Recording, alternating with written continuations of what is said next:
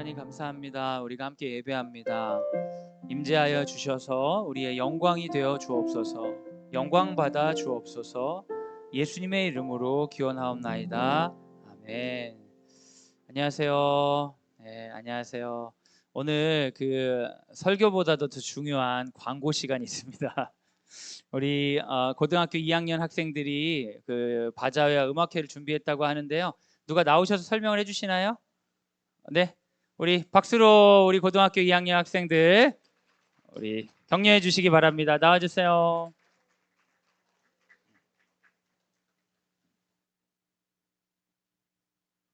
여기 있어 여기.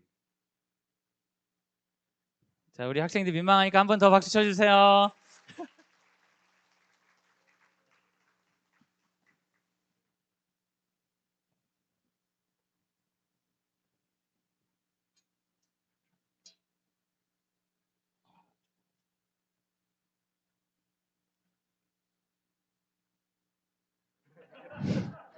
안녕하세요.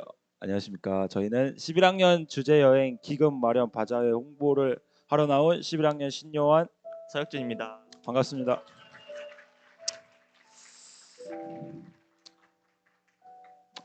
네. 일단은 안녕하세요. 네. 저희가 사실은 독일어로 인사를 준비하려고 했는데 구텐 모르겐입니다, 여러분. 자, 주 목표에 대해서 먼저 설명을 드리도록 하겠습니다. 저희가 비전 트립을 어떠한 목표로 준비를 했는지에 대해서 간략하게 설명드리도록 하겠습니다. 첫 번째 가장 큰 목표는요, 중등 과정과 연계하여서 국내외 선교지 및 기독교 유적 탐방을 통해서 기독교인으로서 자신의 삶의 자세와 비전 그리고 소명을 찾는 시간을 가지려고 합니다. 첫 번째 목표입니다. 루터의 발자취를 따라서 관련된 종교 개혁지를 직접 탐방하며 지금 우리는 어떤 선택을 해야 하고 어떤 실천을 해야 하는지 묵상하기로 하였습니다. 두 번째는 자신의 진로와 연관된 학문적 기반을 둔 도시, 학자 그리고 예술가를 자발적으로 탐방하였습니다. 그래서 지금 현재 조사를 하고 워크북의 제작 중에 있습니다. 그래서 학문적 태동이 일어난 16세기에서 18세기의 사상에 어떠한 발달이 가져왔는지 영향력을 깨닫고 자신의 진로를 심화 탐구하는 시간을 가지려고 합니다. 네, 그리고 세 번째 목표인데요. 옛 서독과 동독의 지역을 이제 돌아보면서 앞으로 우리가 통일을 어떻게 준비해야 하는지 탐구하고 생각해 볼 시간을 가질 수 있습니다. 그리고 이제 학생이 주체적으로 여행을 계획하고 참여하면서 이제 자신의 역할에 책임감을 갖고 공동체를 섬기면서 이제 협력하며 성장할 수 있는 기회를 가질 수 있습니다. 그리고 이제 바자회와 버스킹을 통해서 여행 경비의 일부를 이제 공동체가 함께 이제 마련하면서 이제 공동체성을 키울 수 있는 시간을 가질 수 있습니다. 네, 그래서 이제 바자회인데요. 이제 바자회는 이제 부스가 총 4개가 준비가 되어 있고요. 먼저 스타 빅스비는요, 이제 어떤 베이커리인데요. 이제 콜드브루 커피, 그리고 아이스티, 그리고 얼음 비타오백 사이다를 합친 얼비사, 그리고 레몬 마들렌, 그리고 초코칩 쿠키까지 5개의 메뉴를 판매하고 있습니다. 네, 그리고 고든램지 팀인데요. 이제 고든램지 팀에서는 종이컵 떡볶이를 판매하고 있고, 헬스 키친에서는 커리 부어스트 핫도그를 판매하고 있습니다. 네, 아까 그 커리 부스트에서 잠깐 제가 만들거든요. 그래서 커리 부어스트에 대해서 잠깐 설명을 드리자면, 이제 한국의 대표적인 길거리 음식이 떡볶이라면 독일의 대표적인 길거리 음식이 커리 부어스트라고 합니다. 그래서 오셔서 많이 드시면 감사하겠습니다. 그리고 마지막으로 비지랑 책갈피 부분이 있는데요. 이 비지랑 책갈피 부분은 정말 오랜 시간 동안 친구들이 준비를 한 부분입니다. 약 한 3개월 정도의 시간을 거쳐서 친구들이 쉬는 시간, 점심시간 이렇게 모여서 약 100개 정도의 비즈를 통해서 반지와 팔찌를 만들었다고 합니다. 그리고 뜨개질을 통해서 책갈피를 만들었는데요. 되게 이쁩니다. 진짜 이쁩니다. 네, 그리고 이제 장소를 좀 설명드릴 텐데요. 이 슬라이드는 버스킹 라인업이구나. 네, 그럼 버스킹 라인업을 설명드리도록 하겠습니다. 일단 버스킹 라인업에서는 일단은 이렇게 준비가 되어 있고요, 버스킹이. 그리고 중간에 레크레이션과 스페셜 무대도 준비되어 있으니까 많이 관심 가져주시면 감사하겠습니다. 네, 그리고 이제 장소에 대해서 설명을 드릴 텐데, 일단 장소는 교육관 이동에서 진행이 될 거고요. 그리고 이제 3시 반에서 4시 사이에 오시는 분들은 주차를 그 교회에다가 해주시면 되실 것 같고, 그리고 4시 이후에 오시는 분들은 학교 운동장에 주차를 해주시면 감사하겠습니다. 네. 그리고 저희가 바자회 그리고 저희가 3시 반부터 6시까지 바자회가 진행이 되는데요. 그래서 3시 반부터 4시에 오시는 분들은 교회 주차장에, 그리고 그 이후에 오시는 분들은 학교 운동장에 주차해 주시면 감사하겠습니다. 그리고 저희가 이번에는 조금 일회용품을 줄이기 위해서 그 개인 텀블러 그리고 개인 용기를 가져오시면 감사할 것 같습니다. 그래서 여기 스타 빅스비에서는 개인 텀블러를 가져오시면 음료를 많이 드린다고 합니다.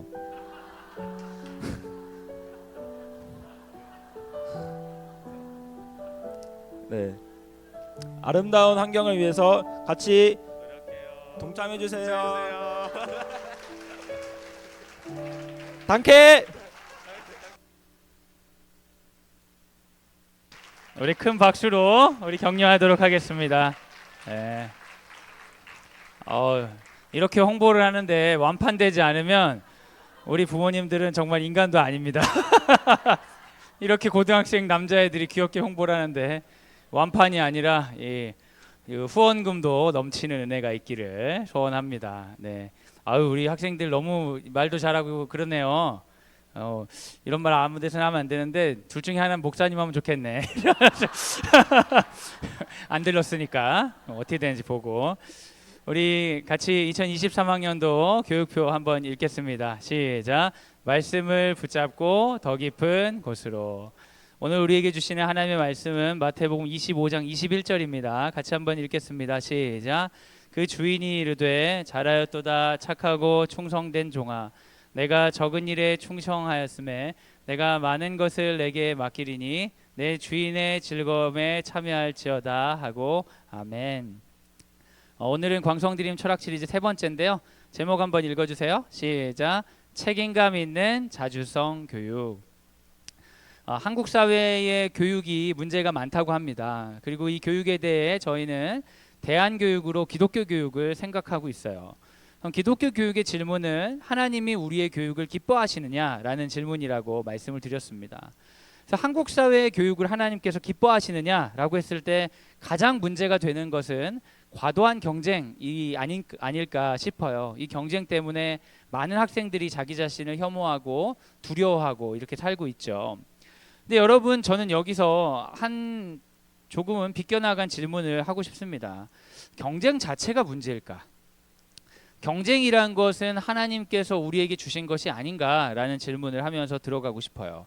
왜냐하면 실제로 자연세계는 경쟁 투성이이기 때문이죠. 여러분, 생태계를 아실 것입니다. 생태계는 일정한 시스템으로 개체수가 유지되고 있어요.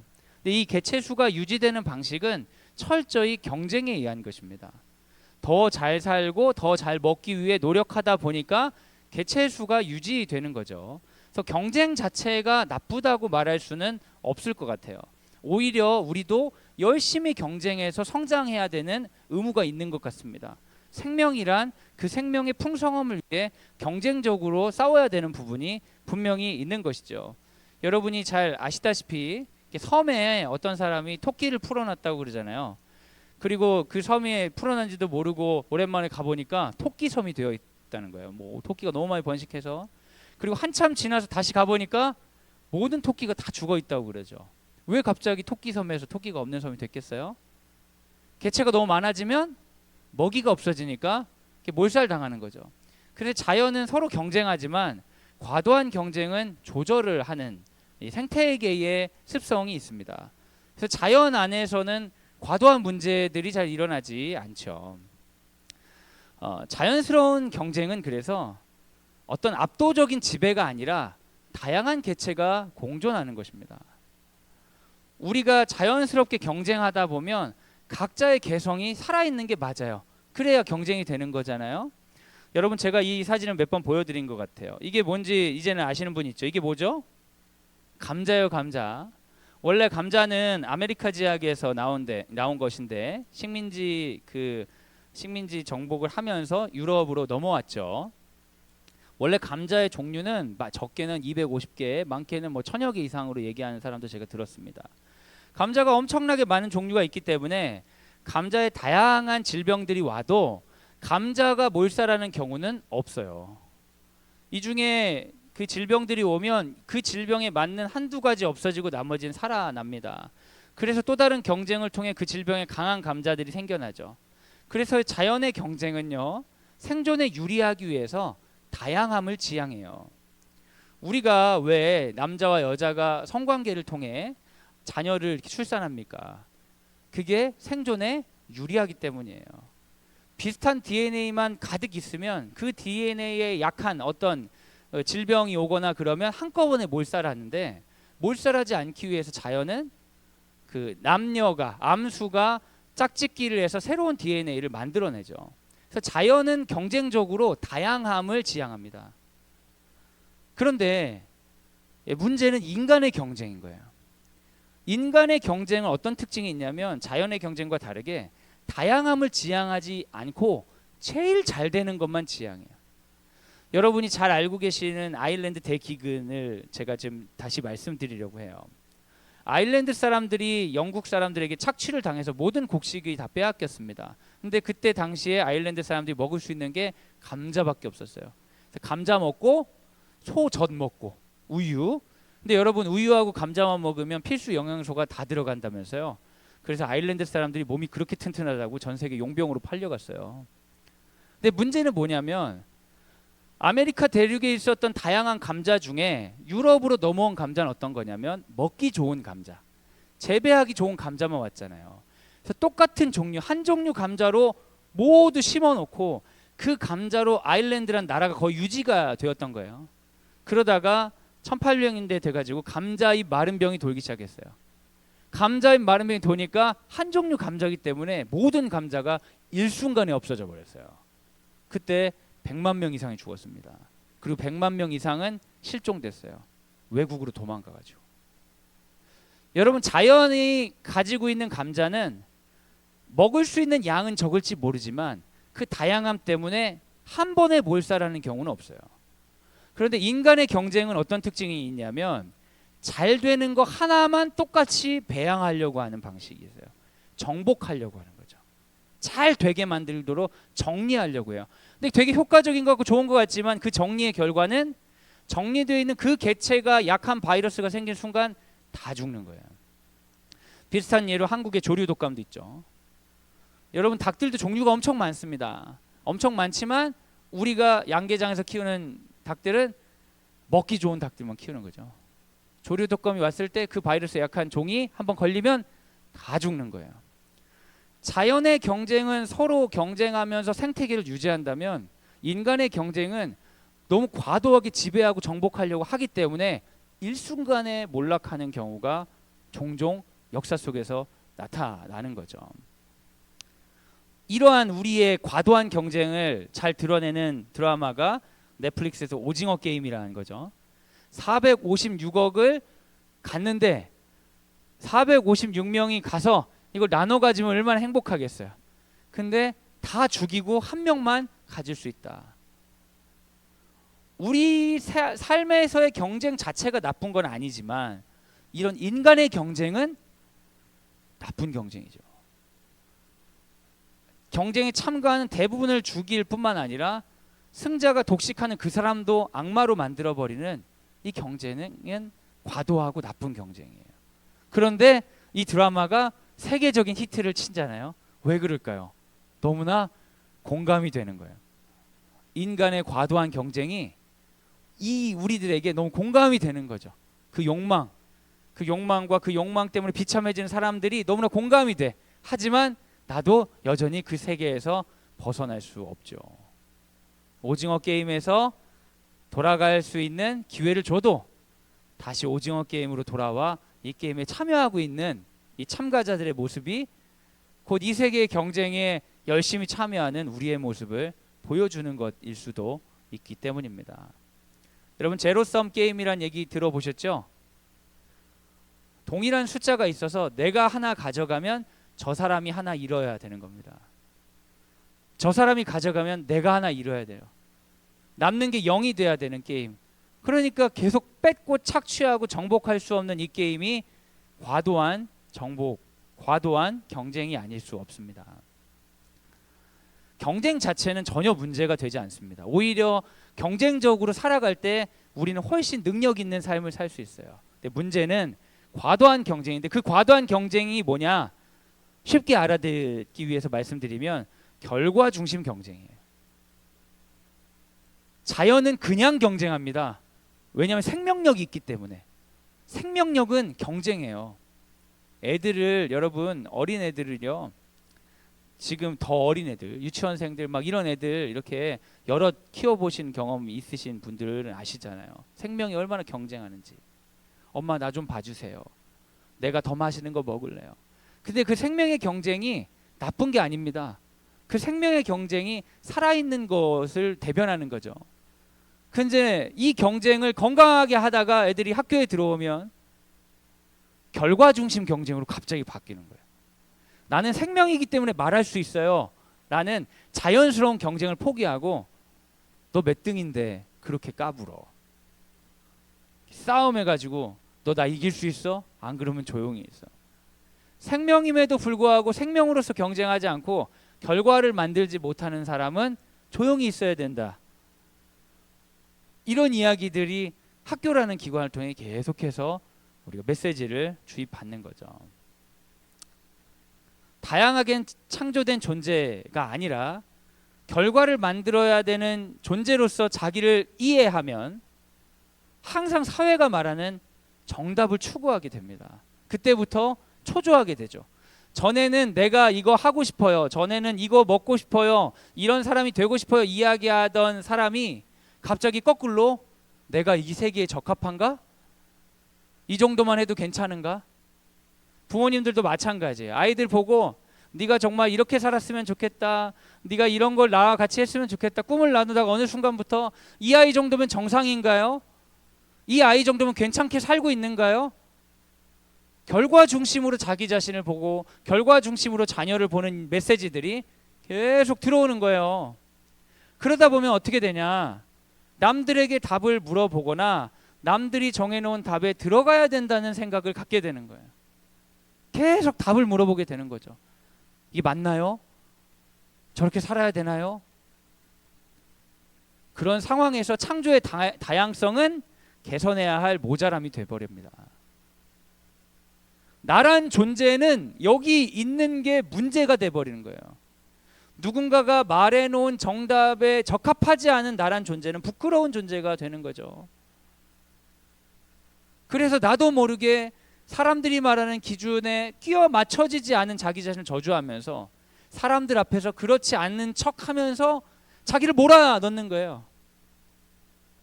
수많은 감자들이 있는데 모든 감자들을 다 소고시키고 제일 잘난 감자를 복사해서 놓는 것처럼. 근데 내가 그런 감자가 아니면 그런 감자인 척하면서 서 있어야 되는 꼴이 되는 거죠. 근데 여러분, 감자인 마른 병 한 번에 다 갈 수 있어요. 교육에 대한 시사 만평 중에 하나인데요. 선생님들이 아이들에게 교육을 시키고 있습니다. 선생님과 같은 생각을 할 수 있도록. 한 명씩 한 명씩 자르고 있는데 어떤 애들은 잘 안 잘라지는 아이가 있을 거예요. 그럼 그 아이는 어떤 취급을 받겠습니까? 모자란 존재로서 취급을 받게 되는 거죠. 다양하게 태어나서 같은 기준으로 평가를 받는 순간, 그때 인간은 감각적으로 변명하고 싶어지는 거예요. 어떤 기준이 있는데 그 사회의 기준에 유리한 존재가 있습니다. 어떤 존재가 유리하냐? 유전적으로 탁월한 존재, 그리고 환경적으로 우리가 자본주의 사회이기 때문에 경쟁력이 있는 존재들은 지금 사회의 기준이 그렇게 부당하게 느껴지지 않아요. 괜찮다고요. 근데 어떤 친구들은 유전적으로 적응하기가 어렵거나 아니면 사회 문화적인 자본이, 사회 자본이 부족하거나 그래서 이 기준에 모자랄 수 있어요. 그럼 어떤 얘기를 하게 되겠어요? 공정하지 않다는 얘기를 하죠. 그때부터 핑계 대는 거예요. 아, 이 헬조선에 태어나가지고 내가 한국에 태어난 게 너무 원통하다. 아, 우리 부모는 왜 그러지? 다른 집은 다 뭐 해주고 여행도 가고 한다는데 우리 집은 해외여행 한 번 간 적이 없어. 부모만 만나가지고. 친구들은 왜 그래? 우리 학교는 왜 그래? 아, 그 학원이 문제야. 자기 자신이 책임지고 살아가야 되는 그런 경쟁력, 원래 자연이 가지고 있어야 하는 경쟁해야 되는 생명의 경쟁력을 발휘하지 않고, 어차피 발휘해봤자 그 기준에 못 맞을 것 같으면 핑계를 계속 대는 거예요. 계속 변명하는 거예요. 전념하지 않고 변명하는 거죠.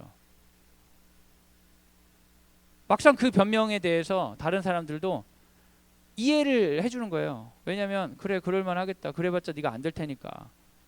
수많은 감자 중에 버려지는 감자 취급을 당하는 거죠. 근데 그 취급을 누가 가만히 그냥 당합니까? 화가 나서 아니라고 화내고 세상에 대해 열등감 느끼고 감추고 여러 가지 왜곡이 생기는 거예요. 근데 그 왜곡은 왜 생기냐? 원래 창조한 그대로 받아들이지 않는 인간들의 과도한 경쟁 때문이지요. 하나님은 우리에게 뭐라고 말씀하셨습니까? 창조한 그 순간 보기 좋다. 저는 제가 키우던 저희 지금의 셋째가 아니라 그 전의 셋째가 먼저 하늘나라에 갔습니다. 그리고 전 장애인 사역을 하면서 장애인 부서를 계속 개척해 왔어요. 사실은 제가 학부모님들하고 지금은 좀 덜한데 한참 장애인 사역하고 제 아이가 죽은 지가 얼마 안 됐을 때 이 상담을 할 때 부모님들에게 전혀 공감이 안 되고 너무 우스웠어요. 애가 살아있고 장애 등급도 안 받았는데 뭐가 그렇게 고민이 많지? 애가 큰일 나야지 그때야 감사할까? 막 이런 생각을 제가 하고 있었어요. 되게 제가 나쁘죠. 제가 억울해서 그래, 제가 억울해서. 근데 여러분, 우리가 창조를 믿는 순간 그런 문제들에 열려야 되는 것 같아요. 하나님이 이 세계 모든 사람을 창조하셨고 보기에 좋다고 하셨다면, 지금 내가 가지고 있는 생각이 창조하신 하나님에게 의문을 품게 만드는 상황이라면 이걸 어떻게 생각해야 될지 우리 고민해야 되지 않겠습니까? 우울증으로 굉장히 어려움을 겪던 저하고 상담했던 학생이 우울증이 다 치유가 됐어요. 다 치료가 돼서 몇 년 동안 상담하고 치료돼서 이미 뭐 학교도 다 이제 나간 친구인데, 그 친구가 이제 공부를 하면서 이제 하면서 저한테 오랜만에 연락이 왔어요. 그래가지고 재수하고 있는데 다시 막 우울증이 올 것 같다는 거예요. 그래서 제가 얘기했어요. 너는 우울증은 아닌데 우울증 한번 겪었기 때문에 다시 우울증으로 갈 확률이 높다. 왜냐면 우울하면 상황 통제가 제일 쉽지 않냐. 공부를 열심히 해서 대학에 가는 것보다 우울해서 유보하는 게 더 편하기 때문에 넌 계속 우울증 올 거다. 그리고 네 우울증의 이유는 네가 좋은 대학을 가야 된다고 믿기 때문이다. 너 좋은 대학 가야 된다고 믿지? 맞다는 거예요. 100점 만점에 좋은 대학을 가야 된다는 거 몇 점이야? 한 90점 된대요. 네. 그러니까 우울하죠. 자기는 우울증 때문에 학력 결손이 이만큼 생겼고, 지금 내가 이 어려운 우울증을 이겨낸 것을 기뻐하고, 야 진짜 대단하다, 이런 우울증을 누구도 이겨낼 수 없는 건데 내가 이겨냈다, 자기 자신을 기뻐하면서 한 걸음씩 걸을 때는 이겨나갈 수 있는데, 자기 자신으로부터 걸어가는 게 아니라 목표를 찍어놓고 저기로부터 내가 얼마나 모자란지를 계속 보는 거예요. 매일 매 순간. 그러면서 여러분 어떻게 자기를 사랑할 수 있고 날 사랑하신 하나님을 어떻게 믿을 수가 있어요? 교회에서 하는 얘기 다 거짓말이죠. 하나님은 당신을 사랑하십니다. 그럼 어떻게 믿냐고요? 하나님이 날 사랑하신다면 저 결과치에 적어도 이 정도 거리까지는 오게 하셔야지. 이런 생각을 계속 하게 되는 거잖아요. 그러면 여러분 인지 부조화 가운데 뭘 선택하시겠어요? 믿음을 포기하시겠어요? 아니면 믿음을 왜곡해서 그래도 하나님이 하면서 도망가는 이유로 종교를 사용하시겠어요? 우리의 교육 체계를 비아냥거린 만평인데요. 굉장히 공정한 시험을 볼 겁니다. 그 공정한 시험은 모두에게 똑같은 시험지를 주는 거죠. 그 시험은 나무에 오르는 겁니다. 자, 지금부터 나무에 오르십시오. 너무 공정하죠? 특히 이 공정함에 기뻐 뛰는 친구가 있는 것 같아요. 이 원숭이. 근데 이 공정함에 너무 당황스러운 친구가 있는 것 같아요. 여기 금붕어. 너무 공정해요. 근데 이 공정함은 누군가에게 유리해요. 그러니까 명확하게 그게 드러나는 거예요. 공정한데 누군가에게 되게 유리하다고요. 근데 여러분 사회는 항상 그래요. 누군가에게 반드시 유리해요. 그게 나일 수도 있고 아닐 수도 있어요. 그러니까 사회는 항상 불공정을 부르짖을 수밖에 없어요. 그럼 하나님을 믿는다는 우리들은 창조의 다양성을 수용하기 위해서 교육에 대해 어떤 생각을 가져야 될까? 성경은 어떻게 생각하고 있나? 이쯤 돼가지고 우리가 그런 이제 인권 투사가 돼가지고 세상은 공평해야 된다라고 이렇게 싸울 것인지, 아니면 이 다양함을 수용한다면 어떻게 수용해야 되냐? 어차피 세계는 불공평한 거야. 신자유주의든 뭐든 받아들여. 착취하고 정복하는 거 자연스러운 거야라고 이렇게 받아들여야 될 것인지. 사실 착취하고 정복하는 거, 인간의 착취와 정복은 자연스럽지 않습니다. 자연이 하는 착취와 정복과 수준이 엄청나게 차이가 나요. 성경에서는 여기에 대해 분명히 얘기하고 있어요. 마태복음 25장 15절 같이 한번 읽어주세요. 시작. 각각 그 재능대로 한 사람에게는 금 5달란트를, 한 사람에게는 2달란트를, 한 사람에게는 1달란트를 주고 떠났더니. 성경에서 사람에 대해서 모두 다 똑같다고 얘기합니까? 다르다고 이야기합니까? 달라요. 근데 금 달란트 크기가 다르다는 건 사회적으로 살아가는데 더 유리한 사람이 있다는 거예요. 사회적으로 사는데 더 불리한 사람도 있다는 거예요. 이 세상이 그렇게 돼 있다는 거예요. 불공정한 게 맞아요, 틀려요? 맞아요. 불공정한 게 맞다고. 세계는 불공정해요. 그러면 이 불공정함 가운데 창조의 다양성이나 아름다움을 어떻게 수용할 수 있겠어요? 불공정한데 창조는 너무 좋아. 하나님은 너무 나를 사랑하셔서 성공에 있어서 엄청 불리하게 날 만드셨어요. 그래도 하나님 저 사랑하시죠? 뭔가 좀 여러분 이거 너무 이상하지 않아요? 진짜 그런 신앙생활 안 하고 싶지 않아요? 근데 실제로 이 이야기에서 하나님의 공정성은 어떻게 드러나냐면, 인간이 가지는 자원의 차이가 문제가 되지 않고 자원과 상관없이 하나님이 결과가 아니라 그 사람의 태도로 평가하기로 결정하셨다는 거예요. 그게 되게 중요해요. 성경은 사람의 차이를 인정해요. 하지만 5달란트 가진 사람이 5달란트를 벌어온 것과 2달란트 가진 사람이 2달란트를 벌어온 걸 똑같이 취급한다고요. 성경은 결과로 취급하지 않아요. 삶은 불공평해요, 여러분. 하지만 하나님의 평가가 공정해요. 하나님의 공정은 뭐냐면 나무 세워놓고 모두 올라가라 이런 똑같은 기준의 공정함이 아니라 삶에 있어서 공정함이에요. 각자 다르지만 평가를 각자 다르게 하시겠다는 거예요. 심판받는 사람이 한 명 나오죠. 여러분 잘 아시는 얘기니까 이거 설명할 필요 없죠. 1달란트 받은 사람이요. 근데 그 사람은 왜 심판받습니까? 그 1달란트 가지고 묻어두었기 때문에. 하나님은 같은 결과를 전혀 요구하지 않으세요. 그게 하나님의 공정이에요. 세상은 불공평합니다. 그래서 세상에서 여러분 누리는 것에 한계가 있을 거예요. 억울한 일도 있겠죠. 불우하다고 느끼실 수 있겠죠. 창조하신 하나님이 문제가 있다고 생각하실 수도 있을 거예요. 그런데 하나님은 문제 있지 않아요. 왜냐하면 불공정하게 보이는 이 세계의 다양함 가운데 아주 공정한 평가를 하시거든요. 하나님 태도만 원하세요. 2달란트를 가지고 갔더니 5달란트 가지고 온 애 거를 보면서 하나님이 그러시는 거죠. 보이냐 이거? 2달란트? 그렇게 살래 너? 그런 하나님이라면 진짜 하나님 부르하시죠. 근데 하나님이 5달란트 보고 너무 기뻐하셨거든요.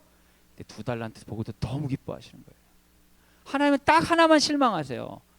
1달란트 가지고 아무것도 안 하는 거예요. 책임감을 가지고 자주적으로 헌신하는 거예요. 여러분, 우리가 대한교육하고 기독교육을 할 때 꼭 기억해야 되는 거 있어요. 여러분 한번 따라해 주시겠어요? 하나님은 성적을 사용하지 않으십니다. 태도를 사용하십니다. 만약 하나님이 성적을 사용하신다면 우리 중에 몇 명이나 사용받겠어요? 그 사람보다 공부 잘하는 사람 세계에 얼마나 많을까요? 우리 중에 몇 사람이 아니라 거의 한 명도 쓸 필요가 없을 수도 있습니다. 하나님은 성적으로 일하지 않으세요. 태도로 일하십니다. 우리의 승부는 결과가 아니라 그래서 태도예요. 여러분, 교육을 시킨다고 할 때 사람들은 교육의 결과를 만들려고 하죠. 근데 그게 틀린 말이 아니에요. 결과가 좋을수록 사회적 자본에 접근할 수 있는 방법이 더 다양해지니까요. 그런데 기독교 교육적으로 봤을 땐 그건 굉장히 이상한 거예요. 하나님이 기뻐하시는 창조를 이해할 수 없는 왜곡된 거예요. 잘못해서 여러분 결과 중심으로 가면 하나님이 내 자식은 잘못 만드셨나 보다. 하나님이 나는 잘못 만드셨나 보다. 하나님의 불의함이 더욱더 선명해지는 거예요. 교육을 시키면 시킬수록.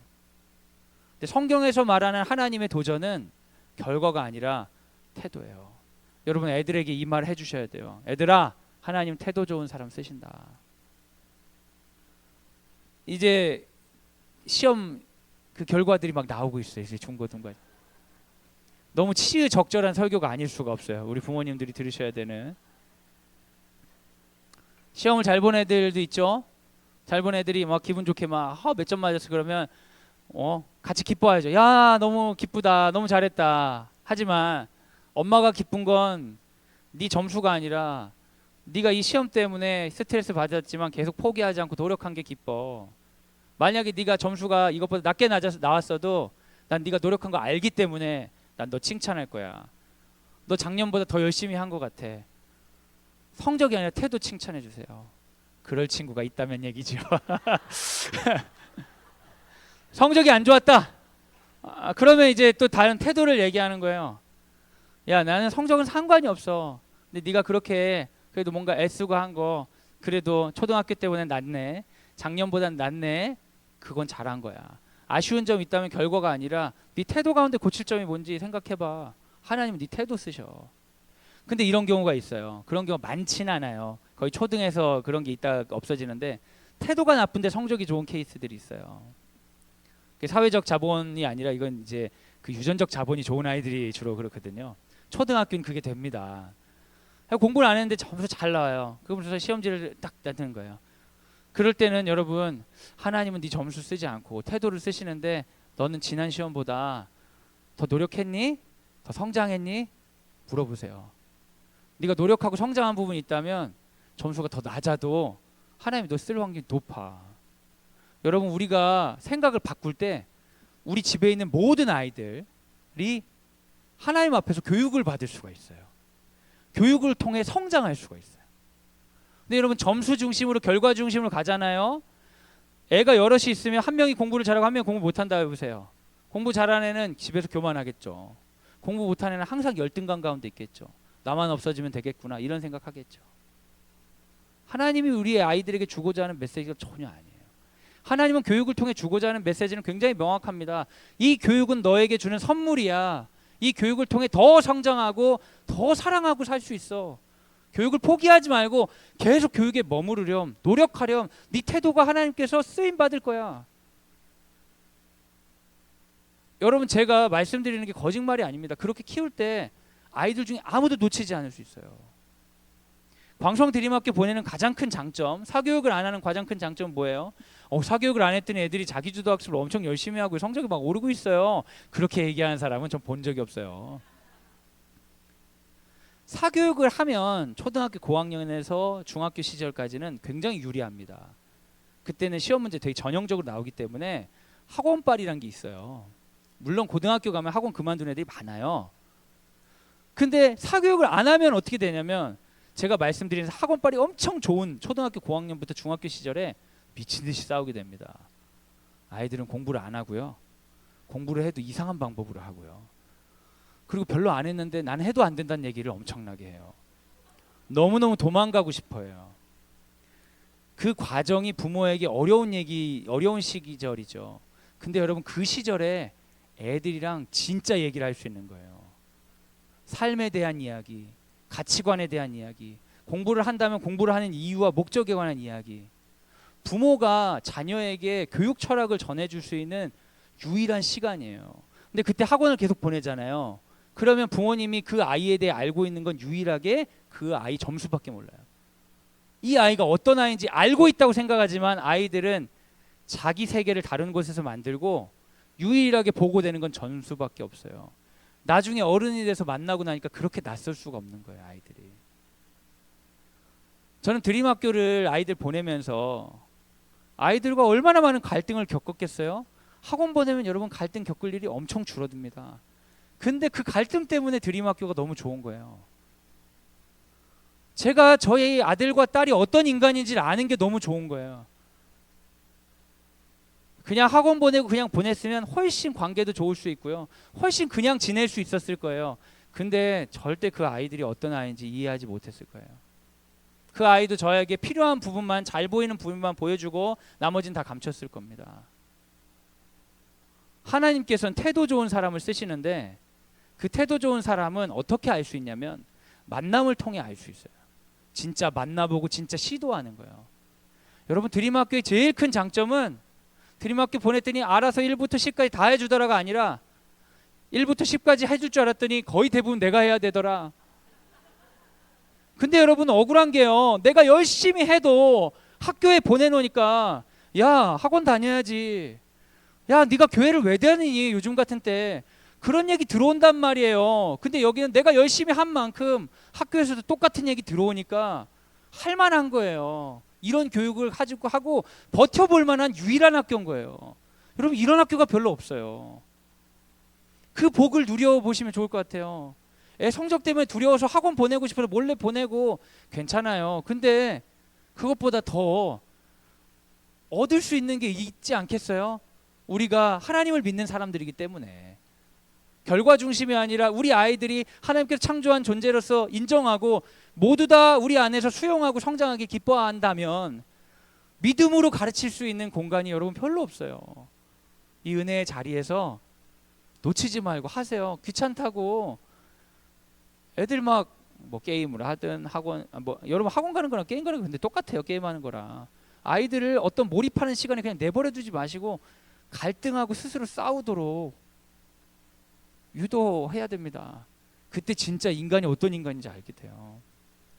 근데 관여 안 하고 막 하다가 나이 들어서 갑자기 하려고 하면은 사단 납니다. 어렸을 때부터 해야 돼. 어렸을 때부터 갈굼을 계속 이렇게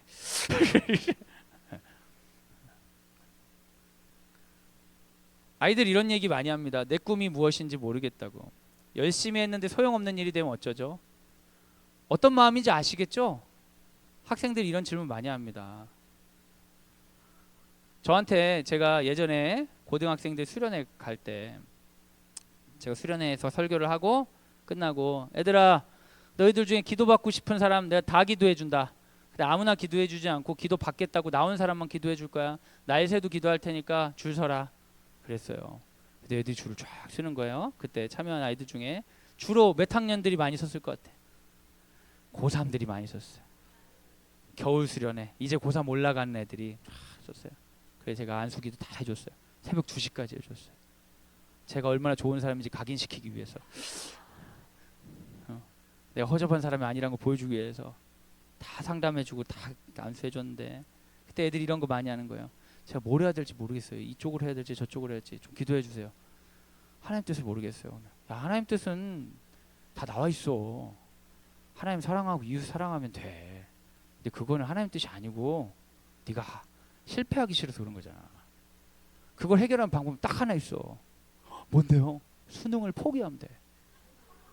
네가 너무 수능을 잘 보고 싶어서 불안이 오는 건데 수능을 잘 못 봐도 된다는 생각한 순간 치유되는 거지 기도하면 치유되진 않아. 그렇구나. 기도하자. 그리고 제가 기도했는데 여러분 꿈을 알고 싶은 거는요. 꿈은 내가 정해야 되는데 남이 알려줬으면 좋겠다는 거잖아요. 그 전형적인 과도한 경쟁의 결과물이에요. 이건 뭐냐면 실패하면 안 돼. 실수하면 안 돼. 이 메시지가 너무 안에 들어가 있어서 도전하거나 모험하지 못해버린 우리 아이들의 자화상이에요. 결과는요 쓰지 않을 수 있어요. 아이들이 그래요. 이거 열심히 진로인 줄 알고 했다가 그거 못하면 어떻게 해요? 안 하면 되지. 그래도 열심히 했던 거 안 날라가. 걱정하지 말고 해. 안 믿어. 근데 그걸 믿는 애들이 있었어요. 믿는 애들은요 그거 안 해도 삶에서 태도가 좋아지니까 그 태도로 뭐든지 잘하더라고요. 제 실질적인 예인데요. 어떤 분이 막 자격증 엄청 준비했어요. 근데 자격증은 가끔씩 무용지물 되잖아요. 돈 주고 막 쳤는데 무용지물이 됐어요. 너무 억울해하는 거야. 근데 여러분 자격증을 준비했던 나의 과정, 내가 지금 나이도 들었고 지금 경력도 단절됐는데 그래도 해보겠다고 용기를 내서 자격증 준비했던 그 과정도 의미 없을까요? 아니에요. 그 태도로 하나님이 쓰시는 거예요. 실제로 이거는 있었던 제가 들었던 얘기인데요. 제가 연세대에서 교육 철학, 교육 공학 수업을 들을 때 그 교수님이 제 대학 이름을 밝힌 이유는 이런 태도가 명문대도 갈 수 있다는 걸 해야 여러분이 혹하실 것 같아서 효과를 위해서 얘기하는데, 그 교수님이 자기 대학생들 교양 과목 가르치면서 있었던 얘기를 해주는 거예요. 연세대 들어가기 어려운 대학이잖아요. 근데 이제 스피치 수업을 돌아가면서 하는데 자기 이야기를 하는데 그 남학생이 자기는 고등학교 1학년 때까지 야구를 했다는 거예요. 잘했대요. 근데 부상이 생겨서 선수 포기가 된 거예요. 인생 끝났다 생각하고, 난 진짜 지금까지 공부 학력 결손이 엄청나잖아요. 한국은 엘리트 운동하기 때문에 공부를 안 해버리거든요.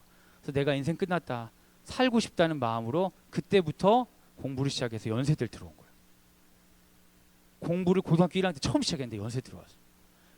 너무 놀랍죠. 그 사람들에게 막 박수를 받았다는 거예요. 근데 뒤에 있던 학생이 막 손을 흔들더래. 그래서 그 학생 무슨 얘기하고 싶냐, 난 축구하다가 중학교 때 부상으로 포기했는데. 그러면서 농구하던 친구, 축구하던 친구, 공부 하나도 안 하는 친구들이 연세에 들어왔다는 거예요.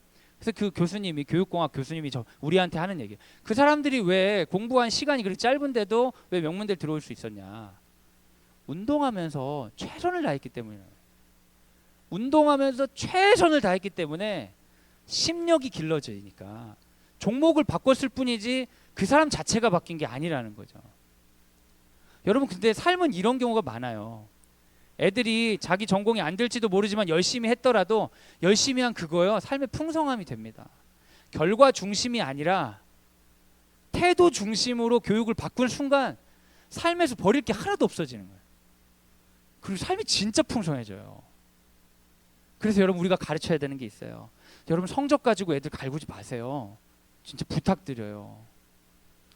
어떤 부모님이 저를 찾아오신 적이 있어요. 아버지까지 대동해가지고. 그때 그 아이가 초등학교 1학년인지 2학년인지 내신에 들어가는 시험도 아닌데 단원 평가 보고 부부가 찾아온 거예요. 아이가 문제 풀 땐 잘 푸는데 시험을 봤더니 이렇게 나왔다고. 어떻게 해야 될지 모르겠다고. 너무 충격적이었어요.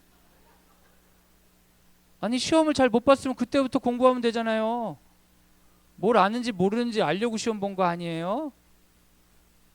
잘 모르는 것도 잘 아는 척 하려고 시험 본 게 아니라 뭘 아는지 모르는지 알려고 봤으니까 시험 보고 나서부터 공부하는 거죠. 결과 중심으로 생각하면 어떻게 되냐면, 시험 보기 전에 공부하고 시험은 결과 내면 끝이라고 생각하는데, 여러분, 사실 시험은요, 끝나고 공부하는 거예요. 아이들이 그걸 몰라요. 시험 보고 끝났잖아요. 근데 잘 못 봤어. 그러면 모르는 걸 공부해야 되잖아요. 그러라고 시험 보는 건데, 애들이 어떻게 하는지 아세요? 너무 웃겨. 그게 시험은 지났고 다음 시험 범위를 공부하는 거야. 계속 모르지 뭐, 계속 몰라. 나중에 입신 전체를 다 보는데. 우리가 계속 도전해야 돼요. 왜냐하면 어른들도 그렇고 우리도 그렇고 결과 중심으로 계속해서 유튜브나 계속 세뇌되기 때문에 결과였잖아요. 근데 여러분, 결과 중심으로 키우려고 여기 보내시면은 계속 마음만 불안할 거예요. 여기는 결과 중심으로 아이들 몰아세우지 않아요. 태도 중심으로 계속 하셔야 돼요. 그래서 중요한 게 변명하지 말고 생각하지 말고 행동하도록 계속. 그리고 이런 철학을 나누셔야 돼요.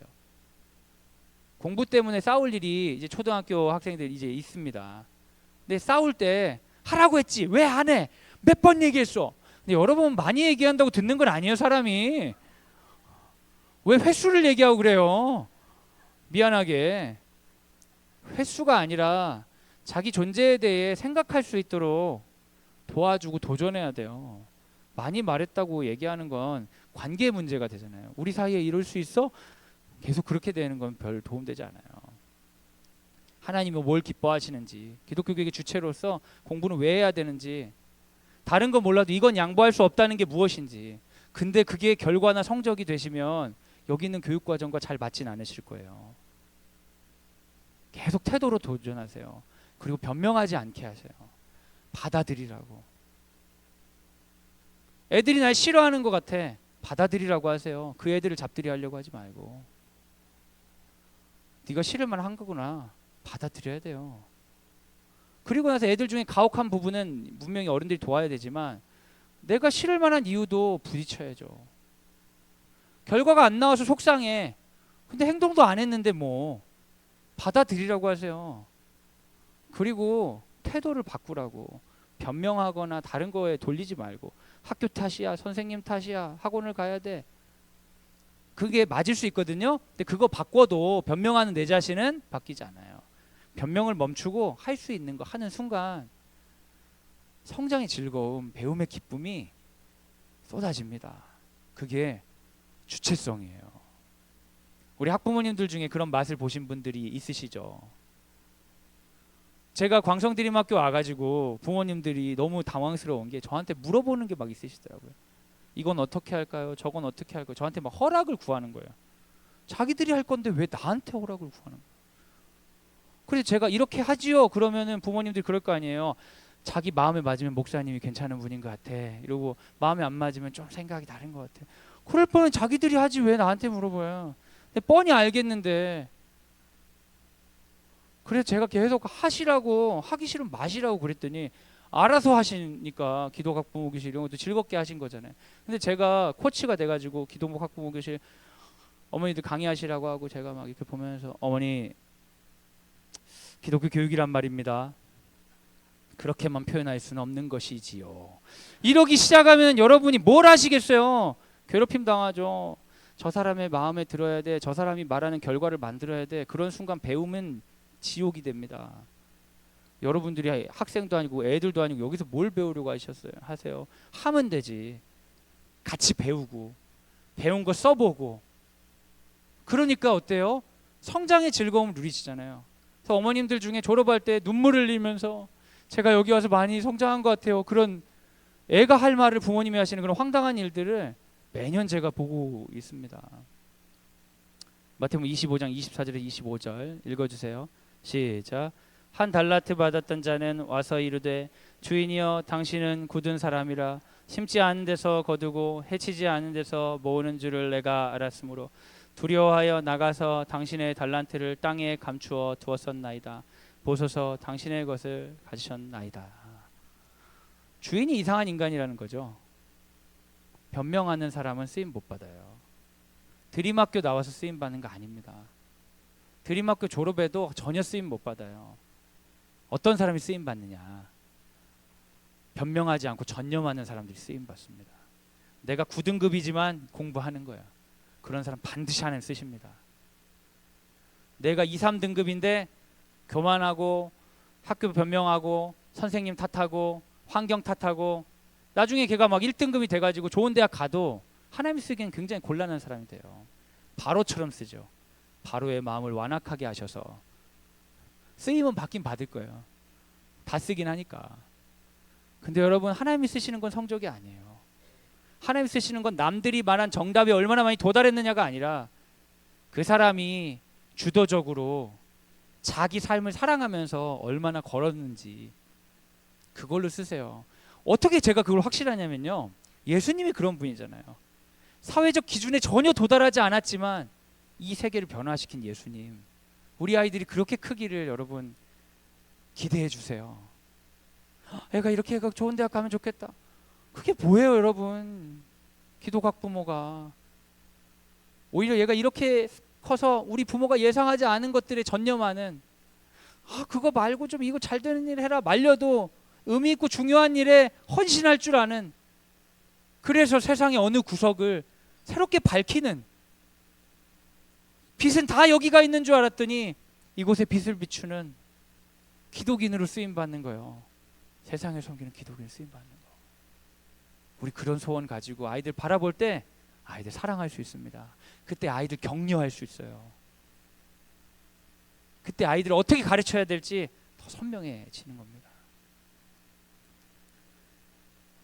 좋은 태도를 가지기 위해 필수적인 거는요, 현실에 대한 직면이에요. 그래서 광성드림학교는 자기관리일지를 초등학교 때부터 고등학교까지 다 쓰라고 해요. 여러분, 어떤 친구들은요, 시험 결과가 나왔을 때 이런 식으로 말하는 친구들이 있어요. 아, 이건 내 아는 건데 체크를 잘못한 것 같다. 다 아는 내용인데 너무 많이 틀렸다. 거짓말이 거짓말. 그런 게 어디 있어요. 이게 어떤 거냐면 MRI를 찍어가지고 지금 뇌에 문제가 있다고 하는데 한 번만 더 찍어보면 안 될까요? 이게 약간 제가 원래 이렇게 안 나올 건데 어젯밤에 조금 잠을 못 자서 그래요. 그럼 의사가 어떻게 생각하겠어요? 미쳤나? 이럴 거 아니에요.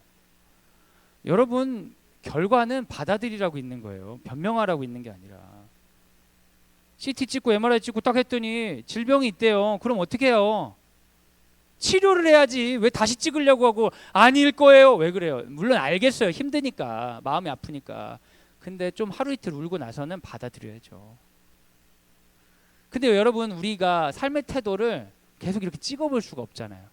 시험은 1년에 한두 번 보는데 그때까지 기다릴 수는 없고, 초등학교 시험 난이도가 낮기 때문에 초등학교 부모님 입장에서는 아이들의 현실에 대해 정확하게 알기가 어려워요. 그리고 선생님이 보고서 써주시는데 이게 좋은 얘기인지 나쁜 얘기인지 알 수 없는 아름다운 문장들이 나열돼 가지고 집에 오잖아요. 그러니까 얘가 문제가 있긴 한데 상당하진 않다는 뜻인가? 이게 상상해야 되잖아요. 명확하게 볼 수 없다고요. 근데 명확하게 보는 방법이 있어요. 태도를 보는 방법이. 그게 한번 따라해 주세요. 계실평, 계획 실천 평가. 말한 걸 해보고 어떤지 보는 거. 학교에서는 자기관리일지를 계속 쓰라는 게 뭔가를 말하고 해보고 평가하는 거. 그게 현실이에요. 말한 만큼 해보고 그게 어떤지를 보는 게 현실이에요. 그게 태도에 대한 현실이에요. 근데 말한 걸 할 수 있고 평가에서 부족한 부분을 발견할 수 있으면 만점이에요. 만점. 걔가 성적이 50점이든 40점이든 아무 상관이 없어요. 근데 이걸 잘하는 애들이 성적도 좋긴 하죠. 여러분, 우리가 계속 도전해야 되는 것, 그리고 우리가 자녀들에게 교육적으로 보여줘야 되는 모범은 이거예요. 삶에 대해 우리도 변명하지 않아야 돼요. 애들이 엄마가 싫다고 하면 받아들이세요. 이쪽이 아니라 이쪽을 보고 얘기해야 되는데 받아들이세요. 아, 싫다고 하는구나. 받아들여야지. 엄마가 어떤 사람인데 왜 계속 변명하고 막 그러세요? 아니, 싫다면 싫은 거죠. 그건 오케이예요. 그렇게 말한다고 해서 내 존재가 사라지는 건 아니니까. 근데 그걸 받아들이고 그래서 어떻게 하기를 원하는지를 같이 나누고. 여러분 개인적으로 뭔가를 원하시는 게 있잖아요. 어머니들, 아버님들도 원하시는 게 있으면 하세요. 계획하고 하세요. 아이고, 내가 젊었을 때 같으면 하겠는데, 내가 진짜 잘했었는데, 아유, 그만하세요. 그만. 뭘 잘했어. 지금 하는 게 진짜인데. 변명하지 마세요. 망상 갖지 마세요. 아이고, 내가 로또가 되면 그냥 로또 사세요. 가가지고 긁어보라고 꽉 나올 테니까. 망상에 빠져가지고 괜히 이상한 소리 하지 마시고 원하면 하세요. 변명하지 마시고. 그리고 현실을 직면하세요. 원해서 했더니 결과가 이렇다. 그럼 받아들이고 그 다음에 하고 싶은 거 하세요. 할 수 있는 거를.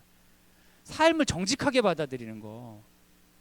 너무 결과 위주로 사니까 저 결과 근처에 있지 않은 내가 너무 싫으니까 도전을 안 해버리는 거예요. 어른들도. 도전하세요. 아이들하고 있는 그 시간들이 괴로우시죠.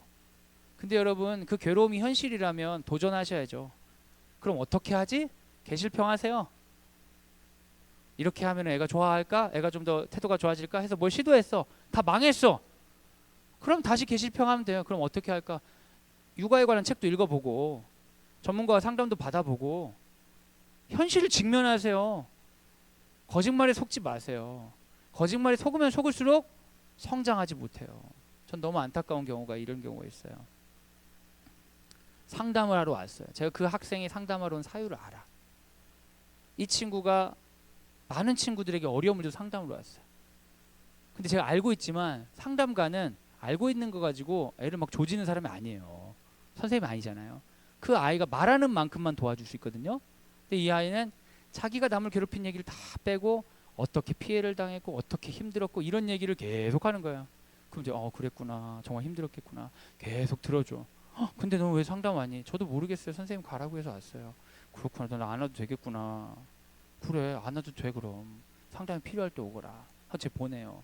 너무 안타까워. 돕고 싶은데 도울 수가 없어요. 거짓에 둘러싸여 있으니까. 남들이 하는 말은 다 거짓말일 거라고 변명하고 핑계하고 다 튕겨내. 성장은 없어요. 또 어떤 사람은 너무 자학적으로 생각해요. 내가 죽을 년이지, 내가 죽어야 돼. 그 사람도 성장 없어요. 현실을 그냥 봐야 돼요. 그냥 있는 그대로 여기서. 그리고 한 걸음을 생각해. 그럼 어떻게 걸어가죠? 주체적으로. 남들이 말하는 수많은 정답들은 참고 자료일 뿐이에요. 여기서 내가 계획하고 하나님 어떻게 하죠? 그리고 한 걸음 뛰어보는 거예요. 그러다가 웅덩이에 빠진다. 그럼 다시 돌아오면 되죠 뭐. 이쪽을 갔더니 안 무너졌어. 그럼 한 걸음 더 가는 거죠. 여기서부터 시작하는 거예요. 여기서부터. 저쪽에 도달하지 않은 자기를 미워하는 게 아니라 그냥 여기에 있는 나를 좋아하고 하나님이 날 사랑하신다는 확신하고 한 걸음 가보는 거예요. 애들한테 그거 가르치는 게 주도성 가르치는 거고, 그게 자기 주도예요. 자기 주도는 혼자 공부를 잘하는 게 아닙니다, 여러분.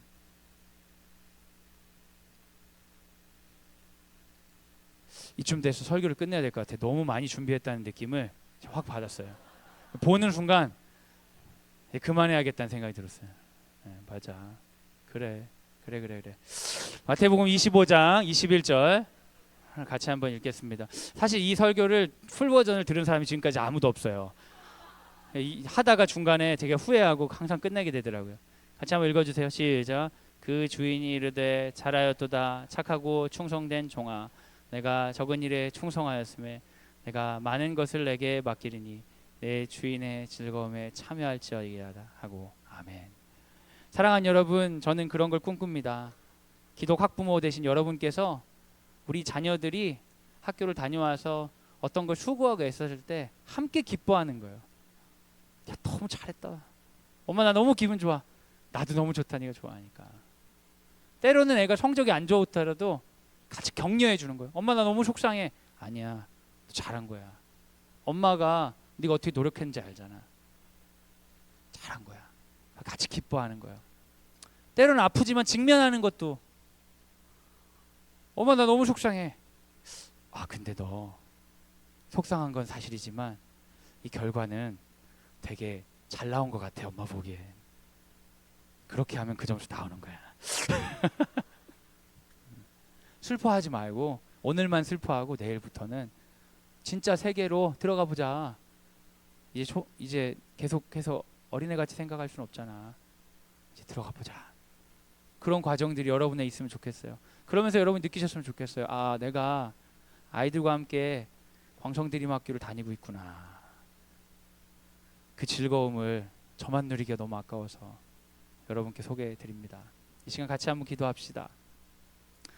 함께 기도할 때 우리 한번 돌아봤으면 좋겠습니다. 광성드림학교에서 책임감 있는 자주성 교육을 가르치고 있는데 우리 또한 그러한 짝을 맞춰서 잘 하고 있는지, 우리 가운데 너무나 쉽게 들어온 결과주의가 우리 힘들게 하고 있지는 않은지 한번 돌아봅시다. 그리고 이 시간 하나님의 도우심을 구합시다. 하나님, 세상은 다 결과를 이야기하고 있기 때문에 제 자신도 불안합니다. 우리 자녀들도 모자란 인간처럼 보입니다. 그러나 주님, 하나님은 우리를 사랑하시고 우리 각 사람에게 특별한 계획이 있다고 말씀하셨습니다. 그 믿음으로 우리 아이들이 씨름하고 있는 것들을 격려하고, 우리 아이들이 성취한 것들을 함께 기뻐하고, 우리 아이들이 실패했을 때 손잡아 줄 수 있는 이 학창 시절 허락된 부모의 역할 감당하게 하시옵소서. 우리에게 힘을 더하여 주옵소서. 이 시간 함께 기도하도록 하겠습니다. 같이 기도하겠습니다.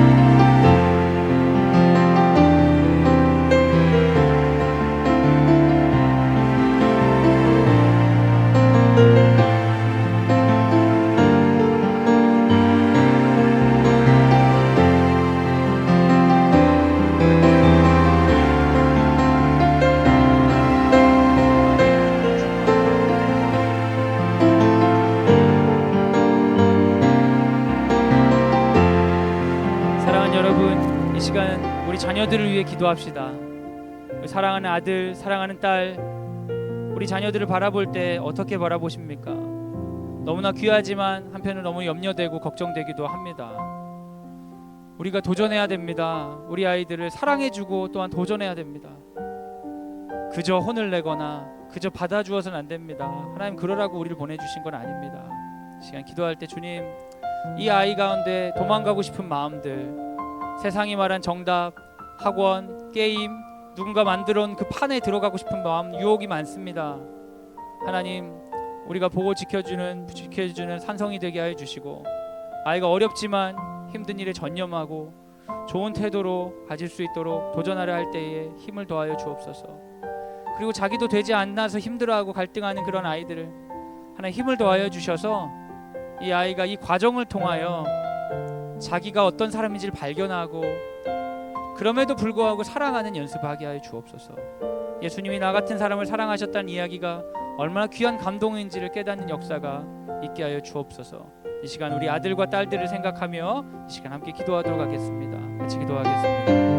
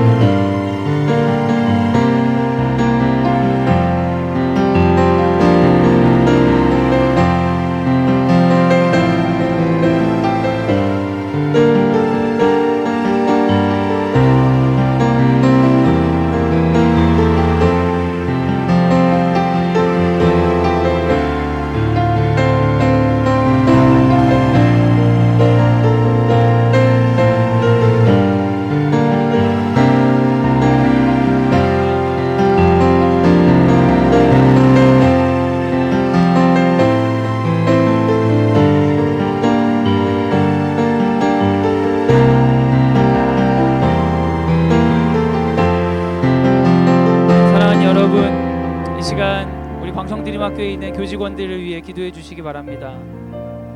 여러분, 사람들 앞에 선다는 것이 얼마나 변명하고 싶은 자리인지 모릅니다. 수많은 사람들의 판단이 교사들에게 있기 때문에 교사들도 자기를 직면하고 나아가는 데 많은 용기가 필요합니다. 우리가 없는 말을 해서 좋은 얘기를 할 필요는 없지만 이 선생님들이 현실을 직면하고 성장할 수 있도록 격려하고 또 필요한 이야기들을 솔직하게 이야기하고 나누는 공동체가 되어야 됩니다. 특별히 무엇보다도 기도함으로 하나님께서 우리 선생님들을 인도하시기를 간구하기 원합니다. 같이 기도할 때에 하나님, 우리 선생님들이 자주성 있게 이곳까지 자기 발걸음 걸어서 결과가 아니라 새로운 길을 찾아 이곳까지 오셨는데 그 여정이 끝까지 충만하게 이어질 수 있도록 우리를 사용하여 주시고 선생님들과 동행하여 주시옵소서. 이 시간 교사들을 위해 함께 기도하도록 하겠습니다. 같이 기도하겠습니다.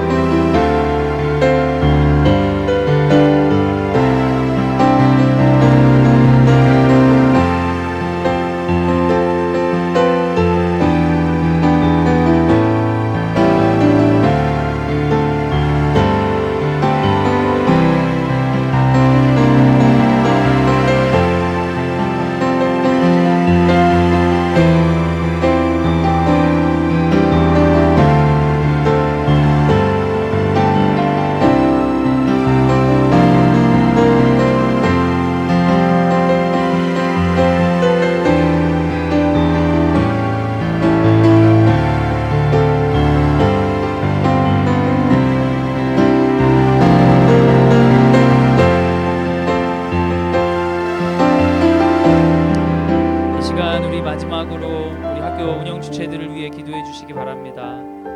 우리 교회와 재단 그리고 교장 선생님, 교감 선생님, 행정시장님, 처장님, 행정팀, 관리팀, 조리팀, 미화팀 각 운영 주체들이 선포되는 것뿐만 아니라 운영 원리 자체가 하나님 기뻐하시는 원리 가운데 있게 해달라고 기도합시다. 결과주의에 흔들리지 아니하고 우리의 모든 과정들을 기뻐하는 그런 리더들로 우리 지도자들을 세워 주시옵소서. 시간 함께 기도하도록 하겠습니다. 같이 기도하겠습니다.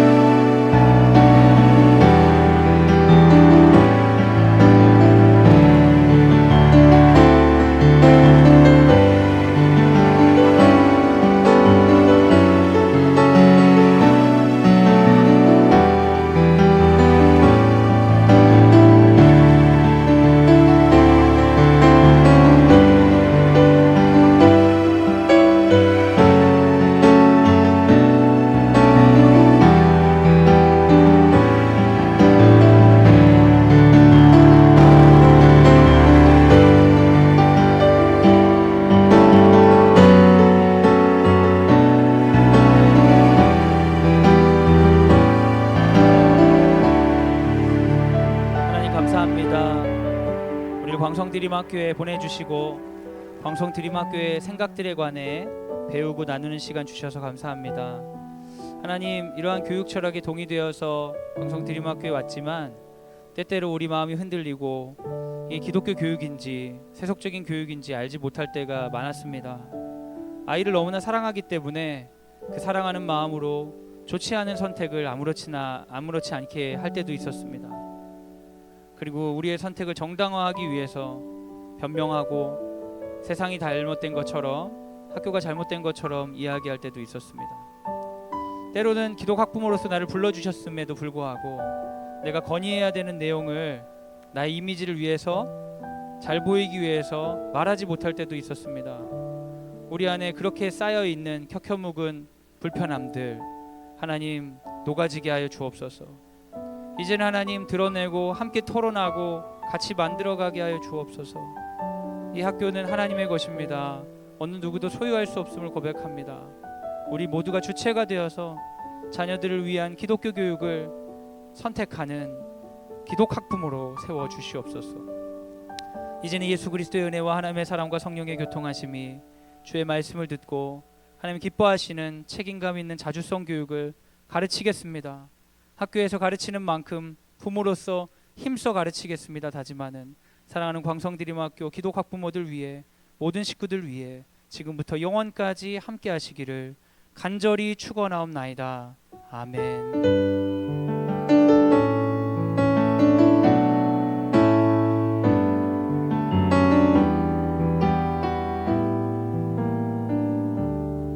하나님께 영광의 박수를 올려드리겠습니다. 제가 광고를 좀 드리려고 하는데요. 그 책임감 있는 자주성 교육이 이번 그 주제였는데, 이 책임감 있는 자주성 교육은 결과 없는 일에 오랫동안 하는 훈련입니다. 너무 중요해요. 제가 학생들과 함께 감사일기를 쓰고 있어요. 근데 매년 이제 아이들이 그 감사절 때 되면은 쓰겠다는 아이들이 늘어나고요. 평소엔 쓰지 않기 때문에 거의 개인 일기장 같이 쓰고 있거든요. 애들이 거의 안 써도 전 계속 씁니다. 그래서 어쩔 때는 정말 저 혼자 매일 쓸 때도 있어요. 한두 명이 이렇게 쓸 때도 있고요. 강요하지 않고 제가 계속 해요. 근데 그렇게 되면 약간 마음에 뭐 애들 감사일기 쓰려고 하는데 이거 해서 뭐 하나 이런 생각이 들 수도 있잖아요. 근데 저는 우리의 교육이 그런 것과의 싸움인 것 같아요. 뭐냐면 혼자 결정한 일을 한번 끝까지 해보는 거예요. 그래서 제가 지금 뭐 거의 2년째 감사일기를 매일 쓰고 있잖아요. 남들이 안 해도 제가 누리는 유익이 있어요. 그 누군가하고 얘기할 때 저에 대해 설명할 수가 있잖아요. 어떤 사람입니까? 저는 감사일기를 쉬지 않고 2년 동안 쓸 수 있는 사람입니다. 그게 저예요. 그게 저. 저한테 아무도 그런 거 안 물어보거든요. 결과로 감사일기 2년 쓸 수 있는 분 안 물어봐요. 결과에 부합하지 않을 수 있지만 그게 저의 저다움이거든요. 제가 이런 얘기를 드리는 거는 어떤 일이든 여러분 도전해 보시면 좋겠어요. 꼭 아이들을 잘 키우는 것뿐만 아니라 개인적으로도 좀 내가 이랬으면 좋겠는데 하는 막연한 어떤 멈춤들 있으시거나 그러면 해보세요. 안 되는 게 생각보다 많을 거예요. 그럼 접고 되는 거 위주로 하시면은 엄청 행복해지세요. 복잡하지 않고 열등감도 없어지고. 방학 때 아이들과 함께 이런 걸 도전할 수 있는 몇 가지 프로그램이 있습니다. 여러분 이제 새로 오신 분들한테는 제가 홍보를 안 했더니 우리 학부모 회장님께서 홍보를 좀 해야 될 것 같다고 그래가지고 제가 길게 얘기했는데, 이제 방학을 하면 여러분 실천 30일을 시작할 겁니다. 실천 30일은 아무거나 정해서 30일 동안 하는 거예요. 자기 돈 내고 자기 돈 내고 아무 일을 정해서 매일 사진 찍어서 올리는 겁니다.